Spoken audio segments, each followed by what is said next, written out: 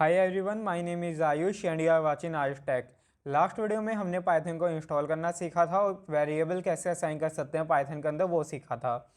आज हम सीखेंगे कि पाइथन के अंदर डाटा टाइप्स कितने होते हैं और अलग अलग टाइप के डाटा के बारे में पढ़ेंगे। So let's start. तो जो पाइथन है, पाइथन के अंदर अलग अलग टाइप के डाटास होते हैं। तो डाटा और टाइप्स हैं क्या, हम वेरिएबल को क्या वैल्यू असाइन कर रहे हैं, वो न्यूमेरिकल वैल्यू है, वो कोई नेम है, वेरिएबल है, कोई सिंबल है, उसके बेसिस पे अलग अलग टाइप के डाटा हमारी पाइथन के अंदर इंस्टॉल होते हैं। तो जो हमारी पाइथन है उसके अंदर जो टाइप्स हैं वो अलग अलग डाटा किस टाइप का है वो हम एक टाइप फंक्शन जो है वो यूज़ करके जान सकते हैं। तो सबसे पहले जो हमारा डाटा टाइप है वो है नंबर। तो जो नंबर्स हैं वो हमारे पाइथन के अंदर तीन तरह के होते हैं, एक इंटीजर्स, एक फ्लोटिंग और एक कॉम्प्लेक्स नंबर। तो अब हम इन तीनों के बारे में जानते हैं।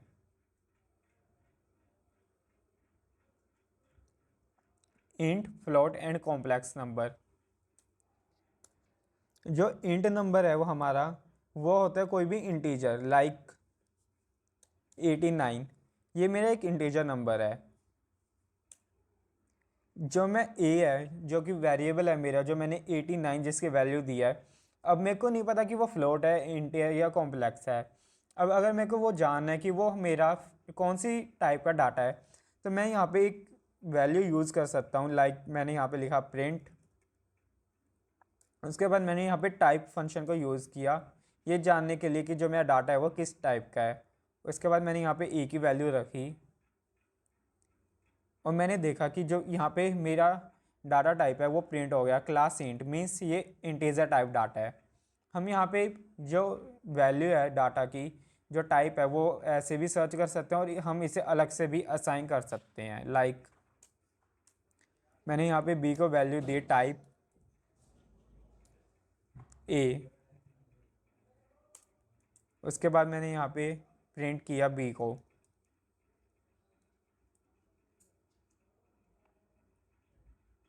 तो यहाँ पे जो मेरी क्लास है वो प्रिंट हो गई इंट। तो यहाँ पे हम दो तरीके से जो पाइथन के अंदर टाइप है डाटा का वो चेक कर सकते हैं। तो जो इंट है वो हमारी इंटीजर वैल्यू होती है, जो कि हमारी फर्स्ट न्यूमेरिक डाटा टाइप है। Second is float. तो फ्लोट क्या होता है, तो फ्लोट हमारा डेसिमल डाटा टाइप होता है। लाइक मैंने ए को लिखा फ्लोट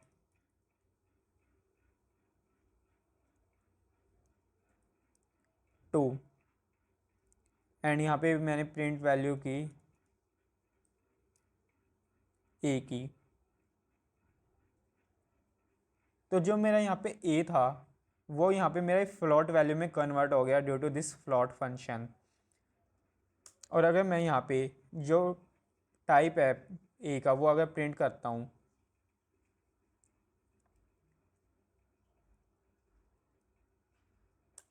प्रिंट टाइप ऑफ ए, तो वो मेरे को फ्लोट वैल्यू जो है शो करेगा, लाइक फ्लोट। मैं यहाँ पे फ्लोट फंक्शन को काट के भी यूज़ कर सकता हूँ। लाइक मैंने इसे वैल्यू दी 25.12। उसके बाद मैंने इसे चेक किया, तो जो ये मेरी वैल्यू है ए 25.12, ये मेरा फ्लोट टाइप डाटा है। उसके बाद कॉम्प्लेक्स। कॉम्प्लेक्स नंबर्स हम सबको पता है कि क्या होते हैं, हम स्टार्टिंग से पढ़ते आ रहे हैं प्लस वन टू में भी।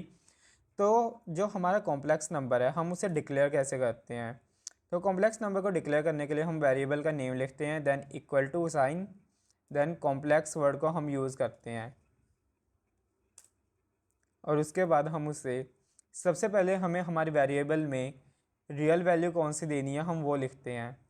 उसके बाद हम जो कॉम्प्लेक्स वैल्यू है उसकी यानी बी वो लिखते हैं। हमें पता है कि जो हमारा कॉम्प्लेक्स नंबर होता है वो ए प्लस आयोटा बी के फॉर्म में होता है।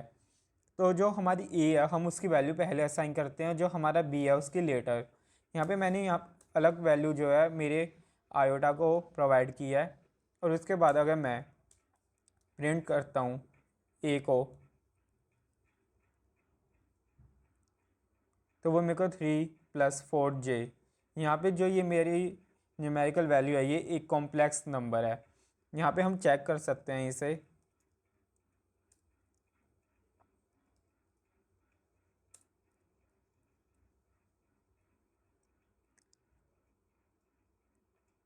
तो इसने मेरे को शो किया कि जो मेरा ये ए है वो एक कॉम्प्लेक्स नंबर है। अगर हम चाहें तो यहाँ पे 4 की वैल्यू को कट भी कर सकते हैं। उसके बाद हमने यहाँ पे कॉम्प्लेक्स फंक्शन यूज़ किया, मीन्स ये हमें कॉम्प्लेक्स नंबर ही देगा। बट यहाँ पे मैंने तो ओनली 3 वैल्यू दी है, यहाँ पे मैंने कोई बी को वैल्यू ही नहीं दिया आयोटा के लिए, तो ये अपने आप बाय डिफ़ॉल्ट ज़ीरो वैल्यू को टेक कर लेगा, which means now my value is 3 + 0। Means इसने यहाँ पे जो मेरी वैल्यू थी आयोटा के लिए बी, वो अपने आप ज़ीरो ले ली। तो मैं चाहूँ तो यहाँ पे 2 वैल्यूज़ भी डाल सकता हूँ और 1 वैल्यू भी।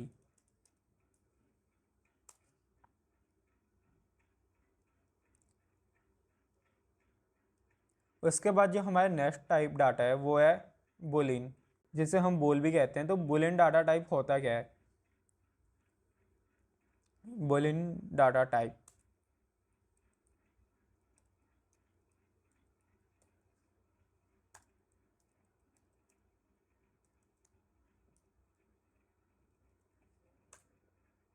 तो हमारा बुलियन डाटा टाइप होता है true and false. True, false. जो हमारा ट्रू और फॉल्स है उसके अंदर हमारे जो फर्स्ट लेटर है वो हमेशा कैपिटल होने चाहिए। मैंने यहाँ पे ट्रू को प्रिंट किया, मैंने यहाँ पे ट्रू की जो वैल्यू है वो असाइन किया, बट यहाँ पे मैंने कैपिटल वर्ड स्टार्टिंग में यूज़ नहीं किया। तो मैं अब यहाँ पे जो ए है उसका टाइप प्रिंट करना चाहता हूँ।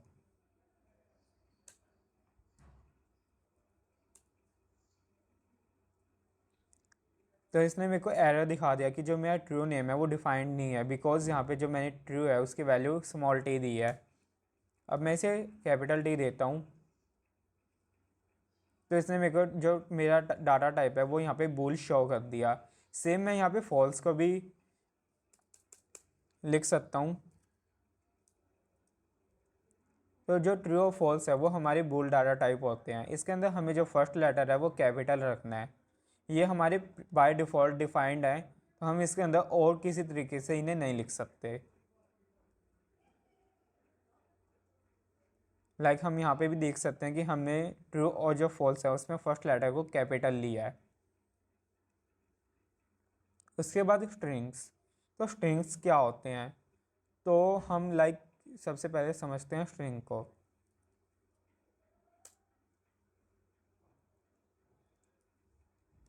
तो स्ट्रिंग क्या है?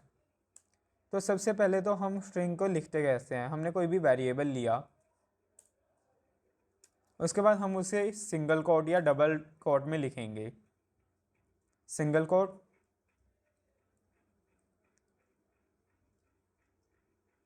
या फिर डबल कोट। हम जो भी डाटा सिंगल कोट या डबल कोट में लिखते हैं वो हमारा स्ट्रिंग वैल्यू होती है।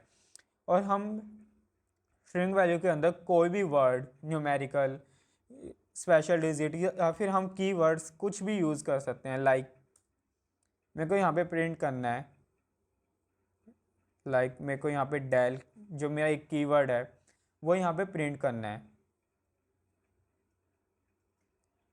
तो यहाँ पे मैंने प्रिंट फंक्शन यूज़ नहीं किया, जिस वजह से यहाँ पे प्रिंट नहीं हुआ।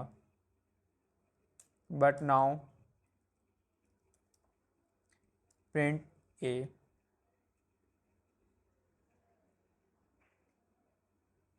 तो यहाँ पे इसने मेरे को डेल शो कर दिया, बट ये एक कीवर्ड है, इसलिए अगर मैं इसे डायरेक्ट यूज़ करता तो ये यहाँ पे मेरे को डेल शो नहीं करता। इसने मेरे को एक इनवैलिड सिंटेक्स शो कर दिया, बिकॉज जो मेरा डेल है वो एक अप्रोप्रिएट वेरिएबल नहीं है। तो मेरे को जो भी मैं इन कॉमास के बीच में लिखूँगा वो मेरा वेरिएबल होएगा। हम इसके अंदर कोई भी वैल्यू इसके अंदर दे सकते हैं, लाइक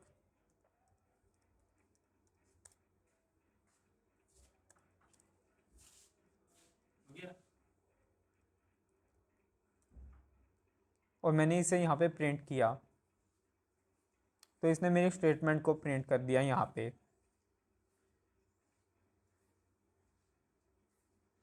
पाइथन के अंदर स्ट्रिंग में हम अलग अलग फंक्शंस का यूज़ करते हैं, तो अब हम उनके बारे में पढ़ेंगे। तो सबसे पहले तो स्ट्रिंग्स के अंदर स्पेशल कैरेक्टर्स को हम कैसे असाइन करते हैं। जो मेरे स्पेस हैं, हॉरिजॉन्टल टैब, बैक स्लैश या फिर सिंगल डबल कोट, हम उन्हें कैसे इसके अंदर असाइन करते हैं। लाइक मेरे को यहाँ पे एक वेरिएबल को असाइन करना है डबल कोट्स के अंदर। लाइक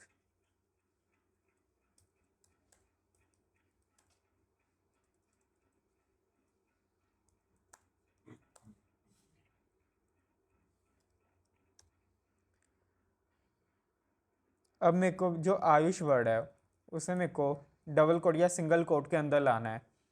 तो अगर मैं इसे यहाँ पे ट्राई करता हूँ तो यहाँ पे इसने जो मेरा वर्ड है उसे सेपरेट कर दिया। जो मेरा स्ट्रिंग था वो बस इतना रह गया, और जो मेरा आयुष वर्ड था वो इसने अलग से सेपरेट कर दिया ड्यू टू इन्वर्टेड कॉमास। तो मैं इन्वर्टेड कॉमास का यूज़ ही नहीं कर पाया। तो हम अपनी इस चीज़ को कैसे इम्प्रूव कर सकते हैं? तो उसके लिए हम कुछ स्पेशल सिंटैक्स होते हैं जो कि यूज़ करते हैं। हमें अगर कोई न्यू लाइन प्रिंट करनी है हमारे स्ट्रिंग के बीच में जो कि हम एंटर से नहीं कर सकते, उसके लिए हम स्लैश एन यूज़ करते हैं। अगर हमें कोई हॉरिजॉन्टल टैब ऐड करना है तो हम टी, बैक स्लैश के लिए डबल स्लैश, सिंगल कोट के लिए slash single quote, and double quote के लिए स्लैश डबल कोट। जैसे हम यहाँ पे देख सकते हैं कि मेरे को this is a back slash, उसके बाद ये जो मेरा सिंबल है वो, एंड देन मार्क प्रिंट करवाना था तो मैंने उसे यूज़ किया, and this is a back slash this and then mark, मेरा यहाँ पे प्रिंट हो गया। इन द सेम वे मेरे को यहाँ पे एक स्पेसिंग देनी थी तो मैंने यहाँ पे स्लैश टी यूज़ किया और मेरा यहाँ पे हॉरिजॉन्टल जो स्पेस है, हॉरिजॉन्टल टैब है वो आ गया। मेरे को यहाँ पे सिंगल कोट प्रिंट करना था तो मैंने यहाँ पे सिंगल कोट को यूज़ किया। अब यहाँ पे अगर मेरे को मेरे नेम में डबल कोट को प्रिंट करना है तो मैं एक backward slash and then double quote को जो है प्रिंट करूँगा, और इन द सेम वे मैं यहाँ पे करूँगा एक backward slash and then double quote print A. तो यहाँ पे इसने मेरे को डबल कोट्स के अंदर मेरे इस वर्ड को असाइन कर दिया। तो हमें अलग अलग सिंबल्स यूज़ करने के लिए अलग अलग सिंटैक्सेस का यूज़ करना पड़ता है। हम आगे पाइथन में काफ़ी सिंटैक्सेस को यूज़ करेंगे और धीरे धीरे उन्हें जानेंगे। String initiation and assigning strings element, हमने यहाँ पे पाइथन ट्यूटोरियल इसे एक वेरिएबल दिया। Let's assume a is equal to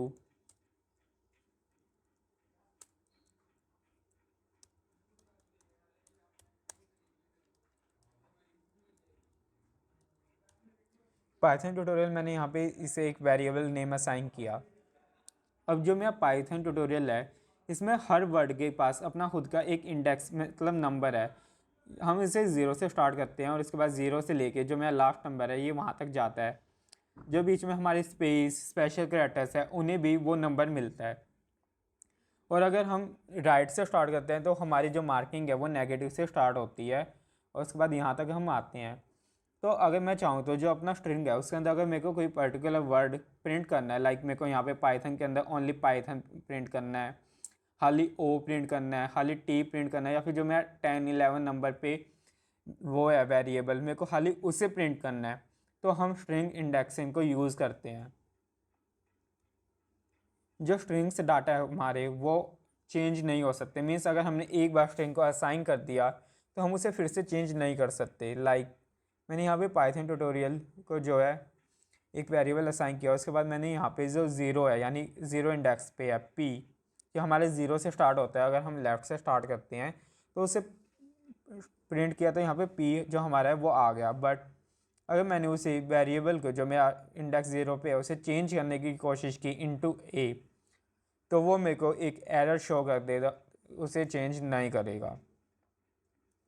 in operator in strings, तो हमें जब भी पाइथन या फिर किसी भी स्ट्रिंग के अंदर कोई भी वेरिएबल हमारा अलग से लिखना होता है, लाइक मैंने z इन स्ट्रिंग, मेरे को चेक करना है कि जो मेरा z वर्ड है वो पाइथन ट्यूटोरियल के अंदर है या नहीं, तो मैं उसके लिए इन फंक्शन को यूज़ करूँगा। इन हमें नाम से ही पता चल रहा है, मीन्स उसके अंदर लाइक मैंने यहाँ पे लिखा सी जैसे कि मैंने ट्राई किया किसी भी वर्ड, लाइक मैंने ट्री वर्ड को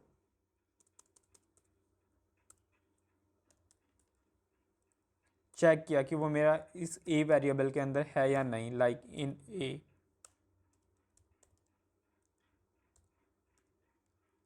तो वो मेरे को फॉल्स शो कर देगा, क्योंकि जो हमारा ट्री वर्ड है वो पाइथन ट्यूटोरियल यानी जो ए वेरिएबल है उसके अंदर है ही नहीं। बट अगर मैं इसके अंदर और कोई स्ट्रिंग लाइक ORI ये डालता हूँ तो ये मेरे को ट्रू शो करेगा, बिकॉज ट्यूटोरियल के अंदर ORI हमारा वर्ड एग्जिस्ट करता है। तो हम इससे चेक कर सकते हैं कि हमारा कोई वर्ड हमारे गिवन वेरिएबल के अंदर है या नहीं। उसके बाद स्ट्रिंग स्लाइसिंग कट कर सकते हैं जितना वर्ड हमें चाहिए सिर्फ उतने के अंदर, लाइक मैंने यहाँ पे प्रिंट किया जो मेरा स्ट्रिंग 1 है वो इक्वल है A। इसके बाद मैंने यहाँ पे स्क्वायर ब्रैकेट यूज़ किए एंड देन जो मेरी इंडेक्सिंग है वो ज़ीरो से स्टार्ट हो रही है, तो मैंने सबसे पहले उसे ज़ीरो दिया कि मेरे को यहाँ ज़ीरो से स्टार्ट करना है। उसके बाद मेरे को इसे पाइथन ओनली इतना प्रिंट करना है। तो जो मेरी पाइथन के अंदर लास्ट वर्ड है n, उसका इंडेक्स कितना है, तो यहाँ पे 1 2 3 4 5 6 जो मेरा यहाँ पे सिंटैक्स है वो 6 है। लाइक पाइथन में जो पीक है वो ज़ीरो से स्टार्ट हो रहा है, तो 0 1 2 3 4 5 और 6। तो यहाँ पे मैंने 6 वैल्यू रख दी। मेरे को जहाँ तक प्रिंट करवाना है +1 डैट। उसके बाद इसे मैंने प्रिंट किया स्ट्रिंग 1 को,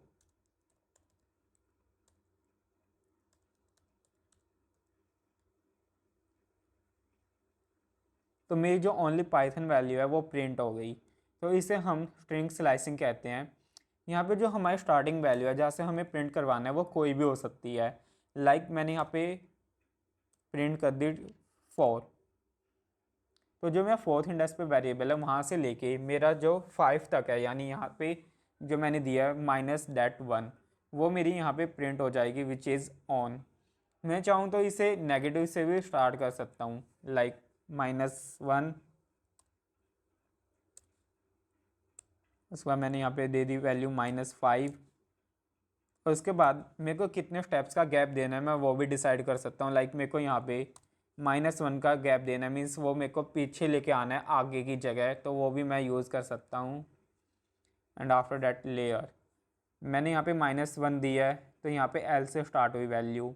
मैंने यहाँ पे जो -5 है वहाँ तक प्रिंट करना है, तो यहाँ पे AIR तक ये प्रिंट होएगा, क्योंकि यहाँ पे -4 मेरा ख़त्म हो गया जो है, और जो O है वो मेरा -5 है इन एक्चुअल। बट जैसे कि हमने पढ़ा कि वो एक एक्चुअल उससे कम प्रिंट करेगा, तो ये यहाँ R पे रुक जाएगा। और मेरे को कितने का गैप देना था वो मैंने यहाँ पे प्रिंट किया -1, यानी मेरे को यहाँ पीछे लेके जाना था। इन द सेम वे अगर मैं चाहूँ तो यहाँ पे 2:7 प्रिंट कर सकता हूँ। एंड आफ्टर डैट मेरी 2 से जो है वैल्यू स्टार्ट होएगी, यानी T से जो मेरा 2 इंडेक्स है, उसके बाद मेरी 7 तक जाएगी 2 का गैप लेके। तो यहाँ पे इसने गैप लिया 2 का, और उसके बाद ये मेरी यहाँ तक आई O तक। तो ये हमारी जो है स्ट्रिंग स्लाइसिंग होती है। तो आज के लिए इतना ही गाइस, नेक्स्ट वीडियो में हम पढ़ेंगे ऑपरेटर्स के बारे में। So thank you guys, subscribe the channel, like the video, share the video.